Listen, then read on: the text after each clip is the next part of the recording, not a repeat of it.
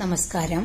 മകരൻ രാശിക്കാരായ ഉത്രാട, മുക്കാൽ, തിരുവോണം, അവിട്ടം ആദ്യ പകുതി ചേരുന്ന നക്ഷത്രക്കാരുടെ 1201 ആണ്ട് പുതുവർഷ ഫലമാണ് ഈ വീഡിയോയിൽ ഉൾപ്പെടുത്തിയിരിക്കുന്നത്. ഉത്രാട നക്ഷത്രം മനുഷ്യഗണത്തിൽപ്പെടുന്നു. നക്ഷത്രാധിപൻ സൂര്യനാണ്.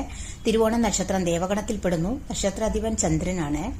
അവിട്ടം നക്ഷത്രം അസുരഗണത്തിൽപ്പെടുന്നു. നക്ഷത്രാധിപൻ ചൊവ്വയാണ്. അപ്പോൾ ഗ്രഹങ്ങളുടെയൊക്കെ സ്ഥിതി, ശനി 3-ാം ഭാവത്തിലാണ്. അതുകൊണ്ട് തന്നെ നിങ്ങൾക്ക് ഈ വർഷം ശനിദോഷമില്ല. വ്യാഴം ഇപ്പോൾ നിങ്ങളുടെ 6-ാം ഭാവത്തിലാണ്. ഒക്ടോബർ 18-ന് വ്യാഴം മിഥുനൻ രാശിയിൽ നിന്ന് കർക്കിടകൻ രാശിയിലേക്ക് രാശി മാറുന്നുണ്ട്. അപ്പോൾ നിങ്ങളുടെ 7-ാം ഭാവത്തിലേക്ക് മാറും. രാഹു 2-ാം ഭാവത്തിലും കേതു 8-ാം ഭാവത്തിലുമാണ്.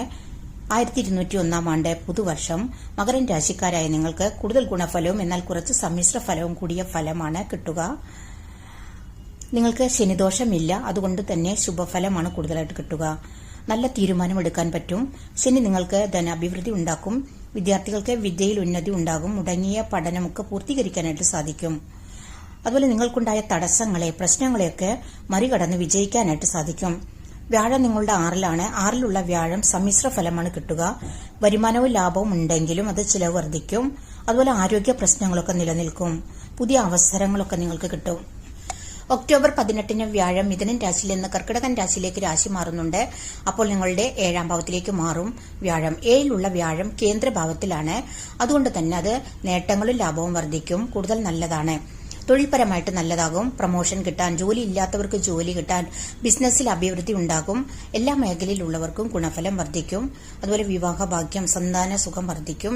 ശത്രുക്കളുടെ മേൽ വിജയിക്കാൻ സാധിക്കും. അതുപോലെ കൃഷിയിൽ നിന്ന്, ഭൂമിയിൽ നിന്നൊക്കെ ലാഭം കിട്ടും.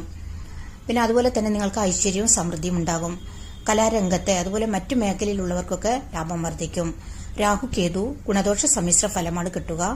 നിങ്ങൾക്ക് ആരോഗ്യകാര്യത്തിൽ, ഭക്ഷണകാര്യത്തിലൊക്കെ നല്ല ശ്രദ്ധ വേണം.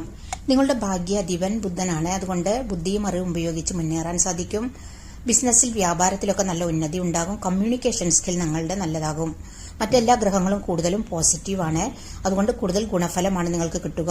നിങ്ങൾ എല്ലാ വ്യാഴാഴ്ചകളിലും വിഷ്ണു ക്ഷേത്രത്തിൽ ഭാഗ്യസൂക്തം ചെയ്യുന്നതുകൊണ്ട്, അതുപോലെ സർപ്പപ്രീതി വരുത്തുന്നത് കൊണ്ടൊക്കെ നിങ്ങൾക്ക് ദോഷം മാറി ശുഭഫലവും ഭാഗ്യവും വർദ്ധിക്കും. വീഡിയോ ഇഷ്ടമായാൽ സബ്സ്ക്രൈബ് ചെയ്യാനും ലൈക്ക് ചെയ്യാനും കമന്റ് ചെയ്യാനും മറക്കരുത്. താങ്ക്